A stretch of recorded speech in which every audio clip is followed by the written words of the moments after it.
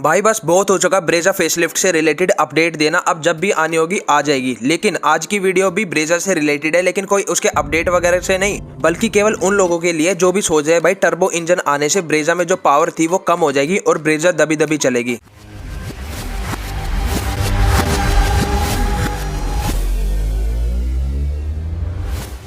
भाई ये डाउट आना लाजमी भी है क्योंकि 1500 सीसी का बड़ा 4 सिलेंडर इंजन आता है ब्रेजा में फिलहाल, और उसे हटा के मारुति वाले 1 लीटर का टर्बो इंजन लाने वाले फ्रोंक्स वाला। भाई फ्रोंक्स में तो वो इंजन जबरदस्त परफॉर्मेंस देता है क्योंकि फ्रोंक्स हल्की गाड़ी है, छोटी गाड़ी है। जब ये बात आई थी ना बाहर की 1 लीटर का इंजन आने वाले ब्रेजा में, तो लोगों के दिल में धक धक होने लगी थी क्योंकि भाई 1 लीटर ये तो भाई वैगनर सेलेरियो जितनी गाड़ियों में आता है। इतनी बड़ी भैंस जैसी गाड़ी में 1 लीटर का इंजन, ये तो अंडर पावर हो जाएगी। पहाड़ों पर कैसे चढ़ेगी, ऐसे चला के ओवरटेक कैसे होगा भाई। तो भाइयों आज की इस वीडियो में इस इंजन पर ही बात करने वाले, स्पेशली ब्रेजा में कैसा परफॉर्म करेगा। क्या सच में 2026 ब्रेजा टर्बो एक फ्लॉप सौदा होगी या फिर टाटा नेक्सॉन महिंद्रा 3XO का धंधा मंदा करने वाली है। ये वीडियो के एंड में एक ऐसी बात भी है जो किसी ऑटोमोबाइल वेबसाइट पर आपको नहीं मिलेगी, तो भाई का वादा है पीछे सीट बेल्ट बांध के बैठ जाओ और एंड तक टिके रहना। चलो सबसे पहले समझते हैं कि मारुति सुजुकी के दिमाग में क्या चल रहा है। मारुति वाले बिना फायदे के कोई भी परिंदा नहीं उड़ने देते। अभी जो ब्रेजा आप चलाते हो उसमें आता है भाई बड़ा 1500 सीसी का पेट्रोल इंजन 4 सिलेंडर। अब हमारी सरकार का एक अजीब सा नियम है, जो सब 4 मीटर गाड़ी होती है जैसे कि ब्रेजा जैसी या वेन्यू, उसमें अगर आप 1200 सीसी से बड़ा इंजन पेट्रोल इंजन लगाओगे ना तो सरकार आप पर हैवी जीएसटी और टैक्स ठोक देती है।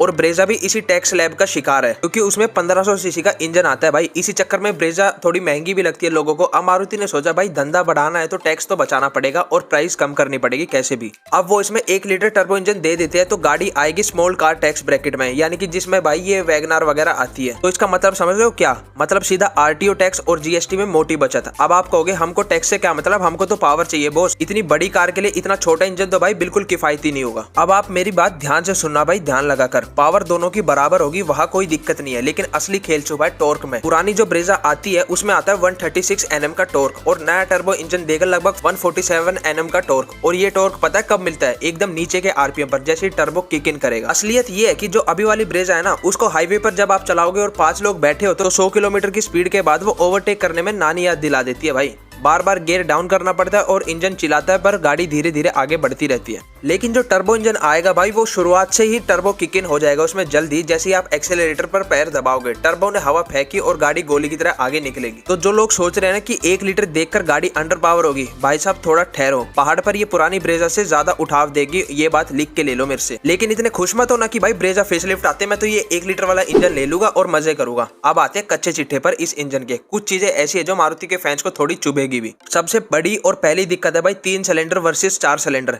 अभी जो 4 सिलेंडर इंजन आता है वो इतना मक्खन है भाई 1500 सीसी का, गाड़ी में बिल्कुल भी आपको जर्क वगैरह फील नहीं होते, पावर की कमी भी फील नहीं होती भाई शहर में, तो बिल्कुल सुशील संस्कारी बहू जैसा। लेकिन 3 सिलेंडर टर्बो इंजन गाड़ी में थोड़ी वाइब्रेशन जो थरथराहट होती है ना, खासकर जब गाड़ी न्यूट्रल में खड़ी हो या फिर रेड लाइट पे हो, और खासकर जब एसी ऑन करोगे तो ये वाइब्रेशन और भी बढ़ जाएगी भाई आइडल पर। तो फ्रोंक्स में ये इंजन आता है भाई टॉप मॉडल में, वहां भी थोड़ी कैबिन में वाइब्रेशन मिलती है। आप बेशक से बैठ के देख लेना फ्रोंक्स में कभी भी टर्बो वाली में। दूसरी बात है भाई माइलेज का सियापा। मारुति का नाम सुनते लोग सोचते हैं भाई माइलेज तो निकाल ही देगी कैसे ना कैसे करके, लेकिन ये उम्मीद आप इस टर्बो इंजन से बिल्कुल मत रखना क्योंकि ये इंजन बड़े बेवफा होते हैं। अगर आपने हल्के से भी पावर से गाड़ी तेज चलाई तो ये 20-22 के माइलेज से सीधा कब 14-15 पे आ जाएगा, आपको पता भी नहीं लगेगा। साफ सीधी बात होती है, जब शहर में आप रेड लाइट पे गाड़ी एकदम उठाते हो तो नेचुरली एस्पिरेटेड इंजन वो एकदम उड़ जाता है, उसमें कोई भी आपको जर्क फील नहीं होता। लेकिन टर्बो इंजन में आपको टर्बो लैग फील होगा भाई शुरू में उठाते हुए, और इसी वजह से आप रेस पर पंजा ज्यादा दबाओगे जिससे माइलेज भी कम मिलेगी। और लोंडे रपाटों के तो दोस्त भी भाई हरामी होती है। टर्बो इंजन का नाम सुनते हैं वो गाड़ी पे फुल पंजा टेक देते हैं और वो माइलेज सीधा 8 से 9 kmpl दिखा देगी मीटर में। टर्बो इंजन भगाने में तो बढ़िया स्वाद देते हैं लेकिन ड्राइविंग स्टाइल पर बहुत गंदा रिएक्ट करते हैं। तो अगर आपका पैर भारी है ना तो नए इंजन में जेब ढीली होने के लिए तैयार कर लो।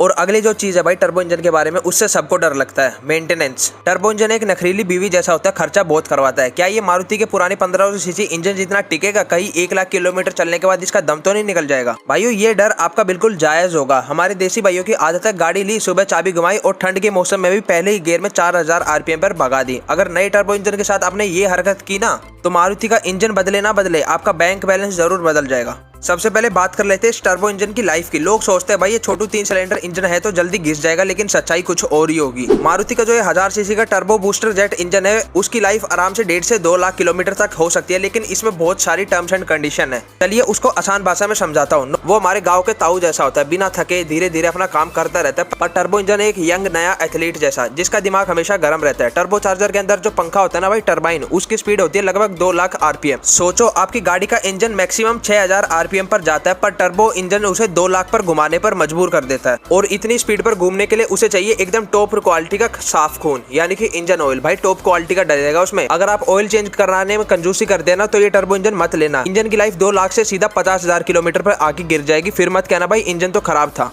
तो बुलेट प्रूफ रिलायबिलिटी जो पुराने 1500 सीसी इंजन में मिलती थी ना, कि साल भर ऑयल नहीं बदला तब भी गाड़ी बढ़िया चल रही है, वो यहाँ पे नहीं मिलेगी, साफ बता देता हूँ। और अब आते हैं उस चीज पर जो हर इंडियन सबसे पहले पूछता है, भाई इसको पालने का खर्चा कितना होगा, सर्विस बिल कितना आएगा। बिल्कुल अपने भाई वाली बात बता रहा हूँ, फर्क बिल्कुल साफ होगा आपकी आंखों के सामने। मेंटेनेंस ज्यादा ही आएगी टर्बो इंजन की। अगर आप सोचो ना भाई किसी लोकल मैकेनिक से 1100-1200 में जो 3 लीटर तेल मिल जाता है इंजन में, वही डलवा देता हूँ, क्या फर्क पड़ेगा। आपकी गाड़ी की अम्मा बहन होने से कोई नहीं बचा सकता। इसमें डलेगा क्योंकि फुल सिंथेटिक ऑयल जो हाई टेम्परेचर झेल सके, और इसका एक डब्बे का रेट ही 3000 से शुरू होता है। दूसरी बात, जो टर्बो इंजन में स्पार्क प्लग्स होते हैं वो नॉर्मल नहीं होते। टर्बो इंजन के अंदर एक प्रेशर बहुत हाई होता है, इसलिए इसमें इरिडियम स्पार्क प्लग्स लगते हैं जो महंगे आते हैं। हालांकि ये चलते भी लंबे हैं, यानी कि मोटा मोटा हिसाब लगाओ तो हर साल आपका सर्विस बिल नॉर्मल कार के मुकाबले 2 से 3000 रुपए ज्यादा आने वाला है। इसका रेगुलर खर्चा रहेगा भाई इतना। और अब आते हैं उन 3 सबसे बड़ी गलतियों पे जो हमारे यहाँ के लोग शौक में करते हैं और लाखों का चूना लगवा बैठते हैं भाई जितनी भी टर्बो गाड़ी आती है उनमें, चाहे वो बेशक मारुति का इंजन हो, Hyundai का हो, स्कोडा, फोक्सवैगन, किसी का भी टर्बो इंजन हो। गलती नंबर 1, हमारे यहाँ पे क्या होता है, सुबह लेट हो रहे हो, कहीं पे जल्दी जाना हो, गाड़ी में बैठते सेल्फ मारा और धूम मचाले करके दिन निकल गए। टर्बो इंजन के साथ ये दुश्मनी होगी भाई। जब गाड़ी रात भर खड़ी होती है, ठंडी हो जाती है, तो सारा ऑयल नीचे बैठ जाता है। सुबह स्टार्ट करते कम से कम 30 से 45 सेकंड गाड़ी को वार्म अप होना चाहिए, ताकि ऑयल ऊपर टर्बो तक पहुंच जाए और वो चिकनाहट पूरे इंजन में फैल जाए। अगर बिना ऑयल के टर्बो घूम गया तो 50,000 का फटका पहले ही दिन लग जाएगा। फिर मत कहना भाई बताया नहीं था तूने। और दूसरी गलती ये है, अगर हाईवे पर 100-120 की स्पीड पर भगा के गाड़ी लाए हो और एकदम से ढाबे पर रुके और तुरंत चाबी घुमाकर इंजन बंद कर दिया,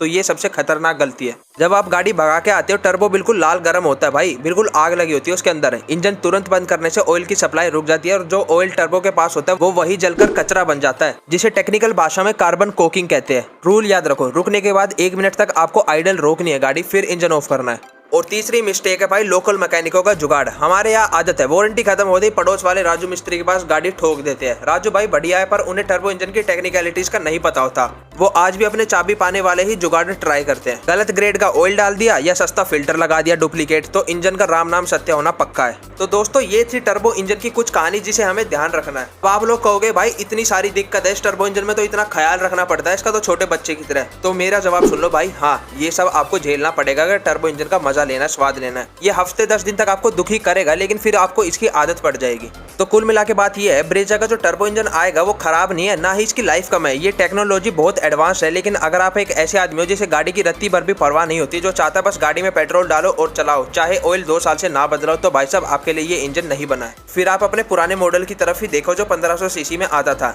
लेकिन अगर आप गाड़ी को ढंग से मेंटेन कर सकते हो, टाइम पर सर्विस करवाते रहते हो, तो ये इंजन आपको मजा देगा जो पुरानी ब्रेजा में कभी सपने में भी नहीं मिल सकता। अब आप सब कमेंट्स करके बताना भाई इतने सारे नखरे झेल सकते हो टर्बो इंजन के या नहीं। टर्बो इंजन आने से ब्रेजा अंडर पावर नहीं होगी। पावर और भगाने के मामले में ये गाड़ी अभी वाली ब्रेजा को पीछे छोड़ देगी किसी भी दिन। और हाँ, स्मूथनेस थोड़ी सी कम हो सकती है भाई 3 सिलेंडर की वजह से, और परफॉर्मेंस सॉलिड मिलेगी। मारुति इसमें 1500 सीसी इंजन को पूरी तरह बंद नहीं करेगी भाई, ये गलती तो वो कर भी नहीं सकती सपने में। वो सिर्फ टॉप वेरिएंट्स या ऑटोमेटिक में रहेगा, पर सस्ता वेरिएंट अब टर्बो के साथ आएगा, यानी कि LXi, VXi ये टर्बो के साथ मिलेगा आपको। अब आते हैं उस खुफिया बात पर जो मैंने शुरुआत में वादा किया था। अगर आप आज की डेट में ब्रेजा लेने की सोच रहे हो तो भाई साहब थोड़ा रुक जाना। 2026 का फेसलिफ्ट सिर्फ इंजन नहीं बदल रहा है, ये आपकी रीसेल वैल्यू का गेम बदल देगा। अगर आपने अभी पुरानी वाली ले ली तो नए मॉडल आते आपकी गाड़ी पुरानी लगने लगेगी और मार्केट डाउन हो जाएगा, उसकी ऑटोमेटिकली प्राइस कम हो जाएगा, बेशक से आपको 2 महीने क्यों ना हुए हो। अब आप मुझे नीचे कमेंट करके बताना आपको क्या पसंद है, वो पुराना भरोसेमंद 1500 सीसी का शांत इंजन या नया खूंखार झटके देने वाला टर्बो इंजन। अपनी राय कमेंट में ठोको और रोको, सब्सक्राइब भी कर देना भाई। वो जो लाल या फिर आपको ग्रे जैसा भी आपकी स्क्रीन में दिखता है बटन, वो दबा देना और बेल आइकन भी दबा देना उसके आगे, और ऑल पे सेट कर देना ताकि कोई भी नोटिफिकेशन मिस ना हो। मैं मिलता हूँ अगली वीडियो में, तब तक के लिए ड्राइव सेफ।